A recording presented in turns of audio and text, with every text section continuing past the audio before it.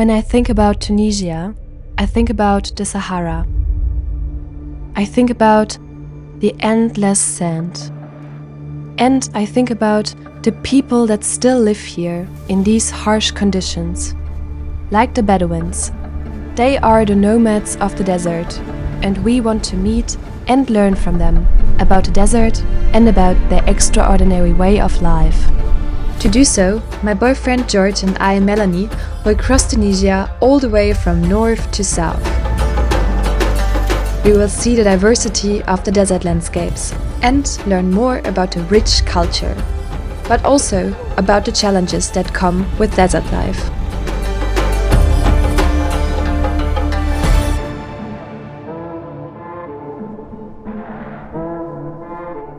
So, let's start where Tunisian history began.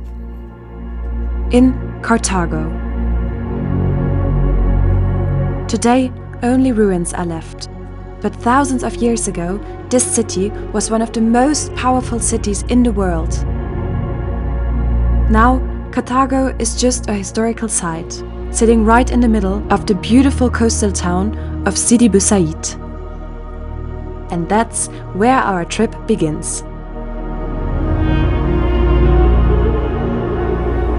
The colors and buildings here remind me of Greece. The city is full of contrasts. Modern life meets tradition. While the architecture takes us back in time, the people here live in a modern way. From here, we can already see our next destination, Tunisia's capital, Tunis. Before we start our way to the desert, we are spending one day here, in the Medina.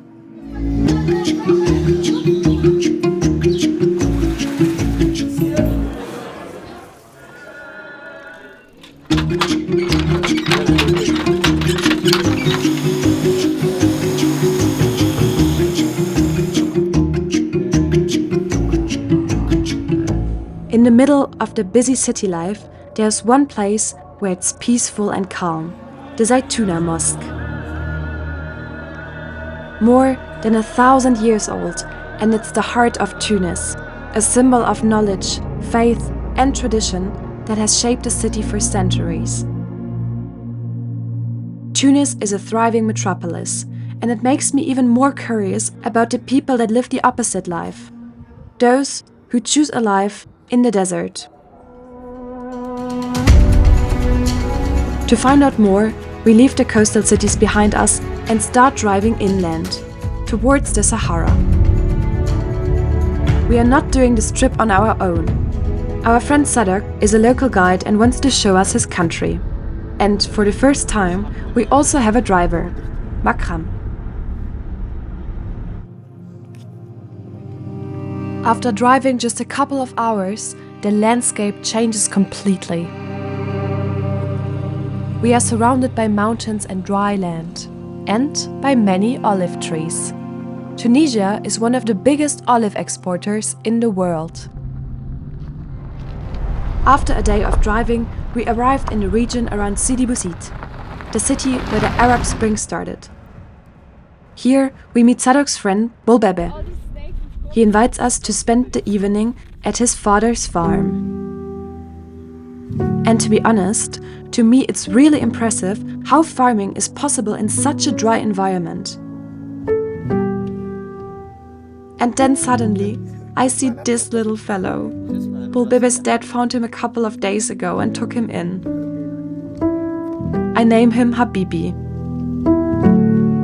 I want to help Bulbebe with cooking, but I just can't leave Habibi behind. Bulbebe tells us that many young people have left Sidi Bou Said in search of better job opportunities in larger cities. The region here is beautiful, but it struggles with economic challenges, limited prospects, and high unemployment. The next morning we get up early, because today we want to reach the desert town Tataouine. To do so, we have to cross the Bouhetma Mountains. This mountain range marks the transition from Tunisia's agricultural regions to the Sahara Desert.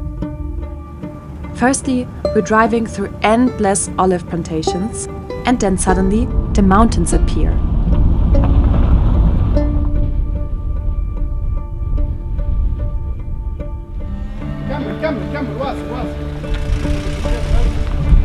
On the other side of the mountains, the landscape becomes even harsher and more, what seems to me, uninhabitable. Today, only a few people still live here. But it wasn't always like this. The Amazigh people are the indigenous inhabitants of North Africa, and for a long time they spread deep into the Sahara. But now all that remains are ruins and abandoned cave dwellings. It is crazy if you think about it. In ancient times, Tunisia was known as the breadbasket of the Roman Empire, and now it looks like the whole region has been abandoned. We want to find out more in Tataouine. Everywhere in the region are abandoned structures left by the Amazigh people. For example, this one here, called a Xar.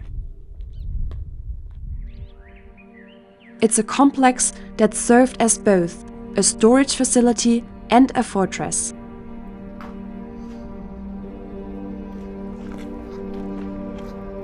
It was designed to store raw materials in multiple levels. The walls are made of clay, which helps to keep the food cool. Such structures can still be found all across North Africa, but if we compare it to everything else, this scar is relatively small. And with a closer look, we realize that many of the mountains here are actually entire cities. And in some places, you can find even older things, dating back over 10,000 of years. Cave paintings of cattle, elephants, giraffes, and ostriches. We realize, if such animals once lived here, the landscape must have looked completely different back then.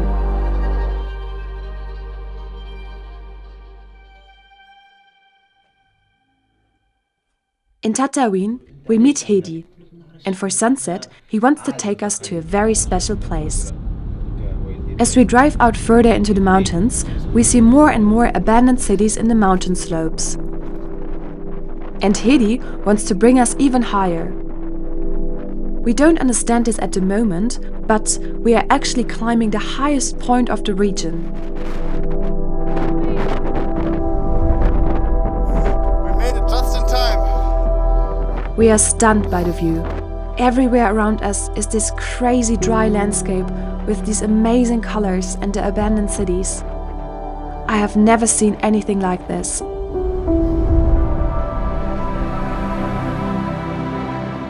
"5,000 years ago, this was all green and fruitful land. But with time, this land became dry.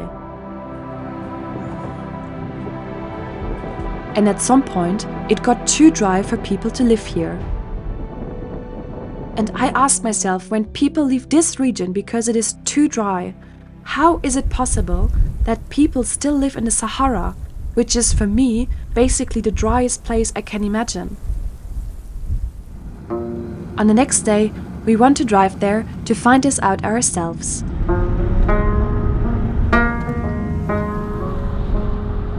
Our first stop on the way is the city Dus, known as the gateway to the Sahara.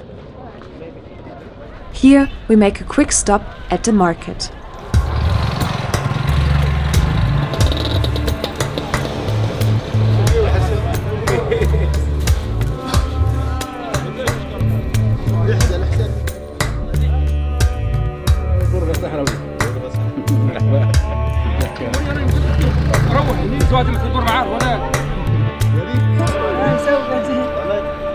Since ancient times, Dus has been an important trading center for caravans crossing the Sahara.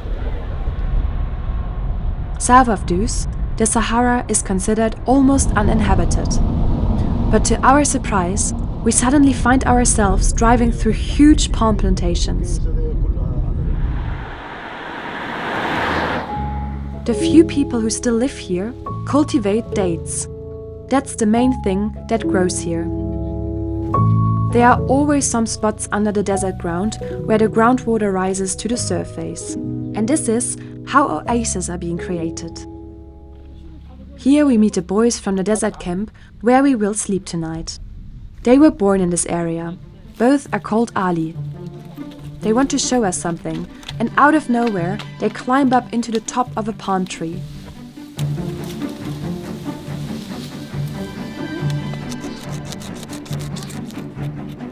They are collecting palm juice. Any kind of liquid here is precious.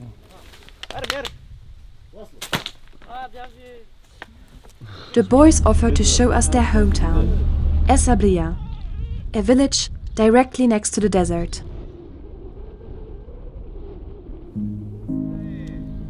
The people here live a simple life. Many of them are farmers, and some are semi-nomadic. For one part of the year, they move through the Sahara with their animals. The other part of the year, they stay in Sahara. We learn that Sahara was actually founded by nomads who settled down here.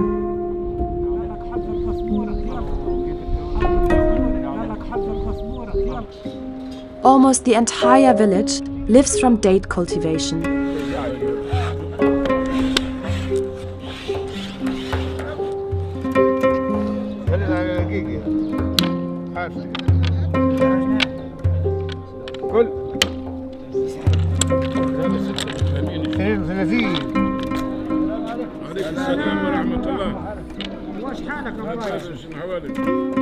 Here we see the consequences of climate change more than anywhere else, because everyone who builds their house too far out in the desert will eventually be swallowed up by the sand. That's also a reason why they have these densely planted date plantations here. They also serve as a natural protective shield against the sand. Only one last road now leads further south. At the end of the road, there is an archway in the dunes. It is the entrance to a tent camp in the desert. The camp where we will be spending the next few days.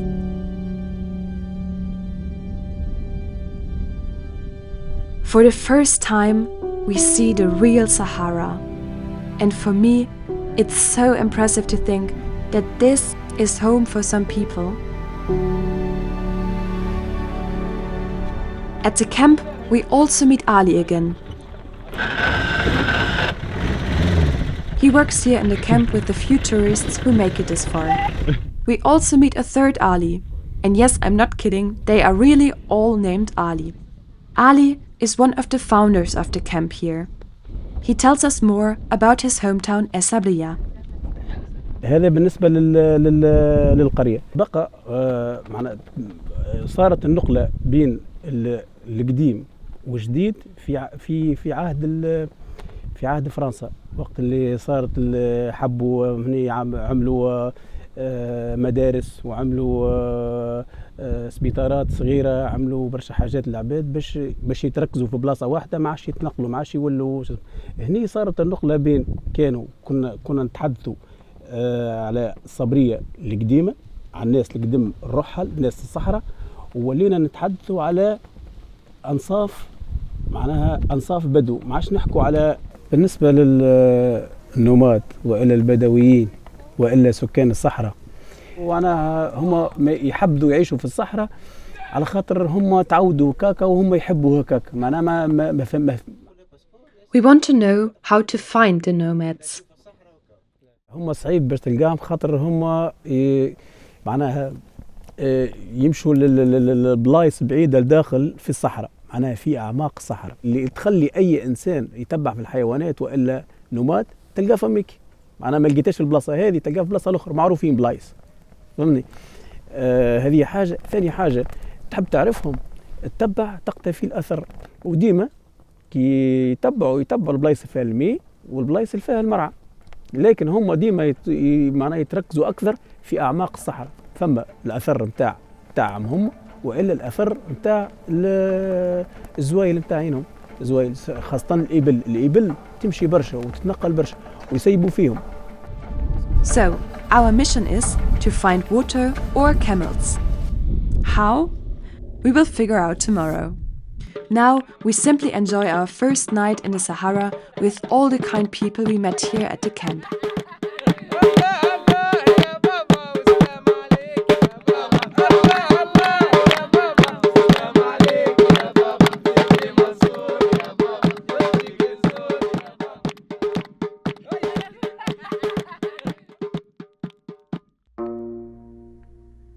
The next morning, we wake up early. The guys from the camp want to take us deeper into the desert. Apparently, they know a place far out where there is a well.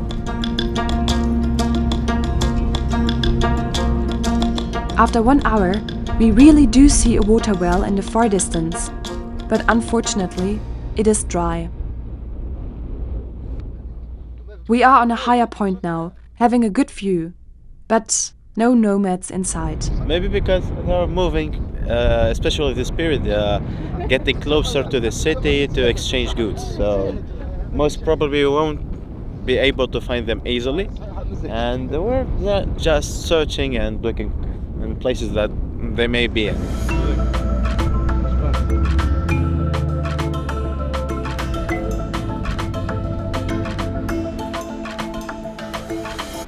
Suddenly, we see buildings in the far distance.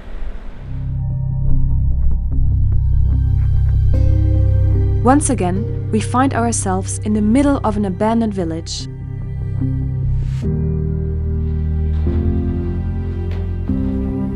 A village that's slowly being buried by the sand.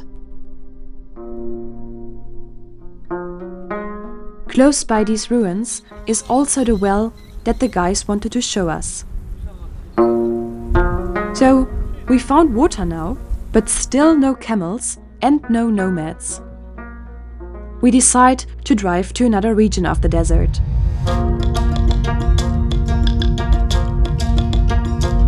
A region with more plants, in other words, more food for the camels.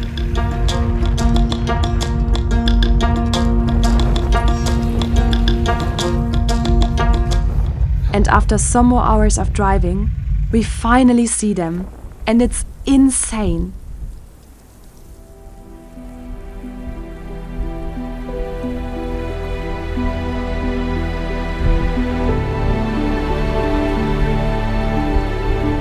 Hundreds of camels are moving slowly through the desert.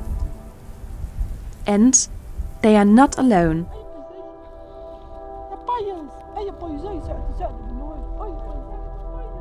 We are meeting the camel herder Salem, and he proudly presents us his herd.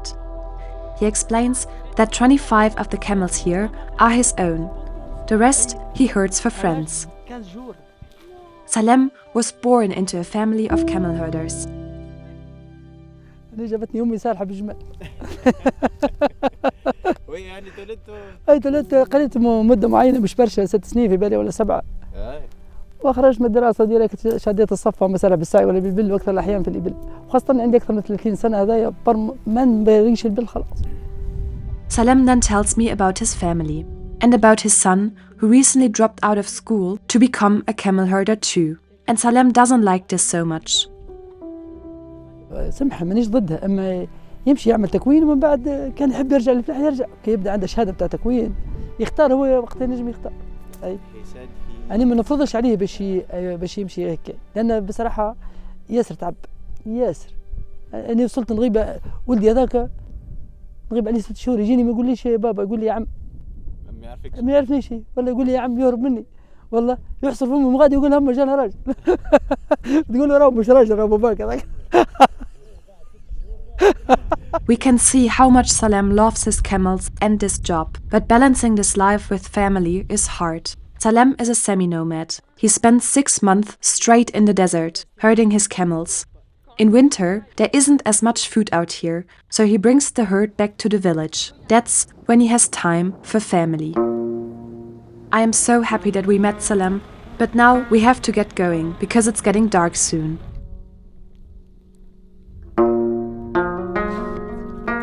Back at the camp, we meet Moldi. He tells us he grew up as a nomad himself, spending his childhood in the desert. While making bread, Moldy invites us to spend the next night under the open sky in the Sahara with him and a few others from the camp. And if we are lucky, we might even meet nomads. Of course we want to do that. So, on the next day, we meet Moldy again. And just now we realize how we get to our sleeping spot tonight. By camel.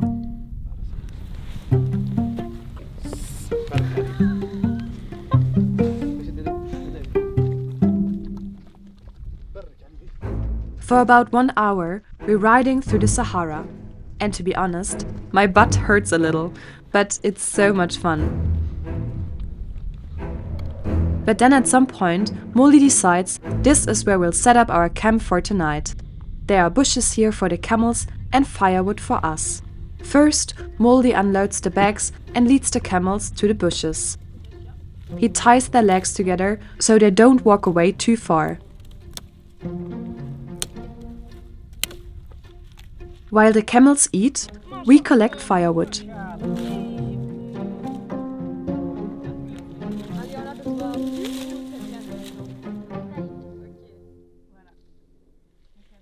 Then, Moldy starts cooking.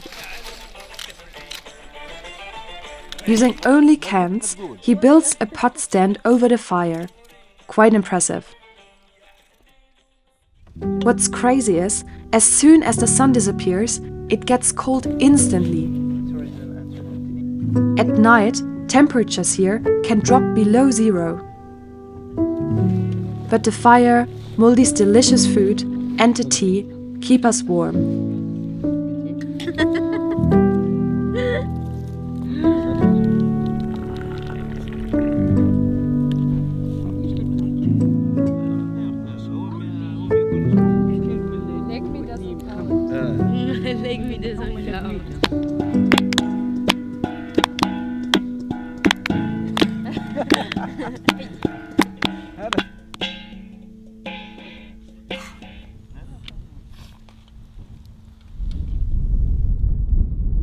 The next morning, it's cold and windy. But of course, the legendary Moldy has already made coffee and baked fresh bread before we even woke up. Our breakfast also attracts desert dogs. And suddenly, everything happens very fast.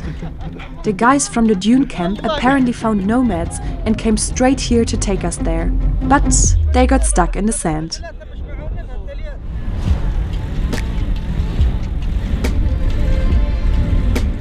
This part of the Sahara isn't really great for cars. There's no GPS, no phone signal, just sand.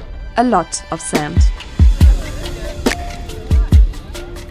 First, we try digging the sand out from under the tires, but that's not really working.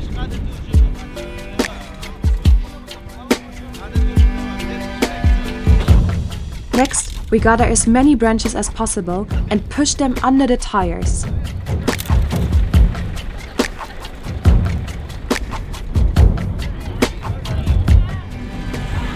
Luckily, that works perfectly. Moldy takes the camels back to the camp, and we actually set off to finally meet the nomads. So bring your clothes. Yeah. It's time.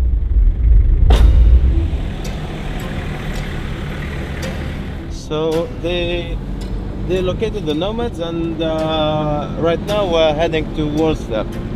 So maybe we'll arrive in 20 minutes, approximately. Over the past week, we've driven more than 1,000 kilometers across Tunisia. We've seen how the landscape changes as you go further south.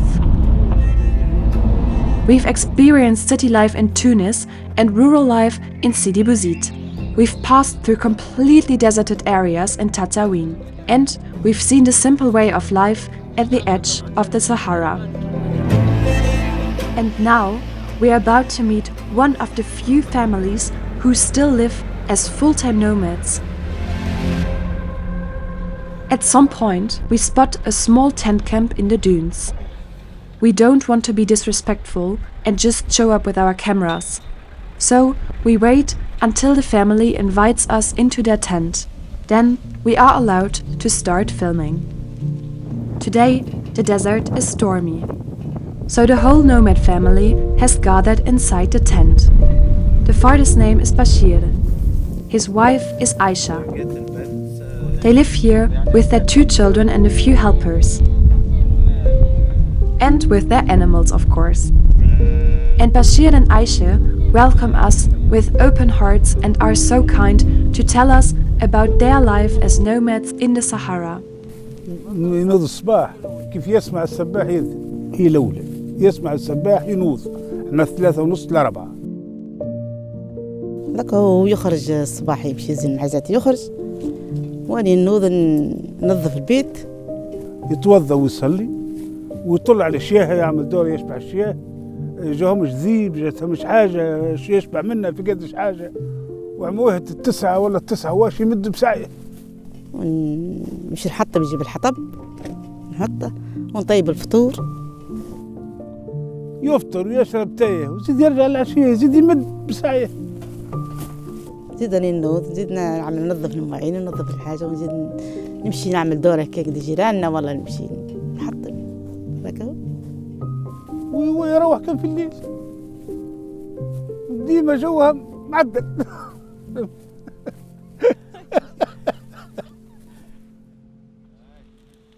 But they also tell us that life in the Sahara isn't as easy anymore as it used to be.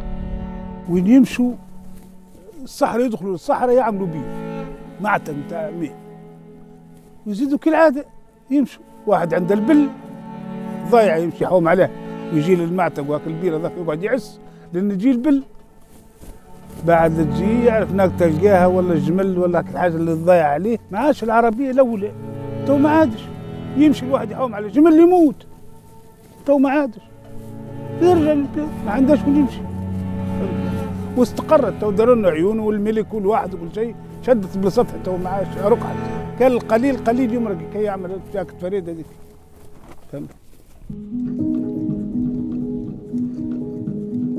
Every few months, the bushes around their camp are eaten up by the animals.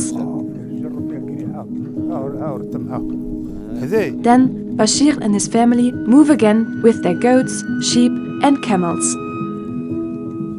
Palm leaves are the main material they use for construction. Only the tent is made of goat hair. عندك كي تصب المطر يهبط المي منه ما ينقصش المطر وهو النصب نتاع السمحه كي خير من هاك ايوه كي خير.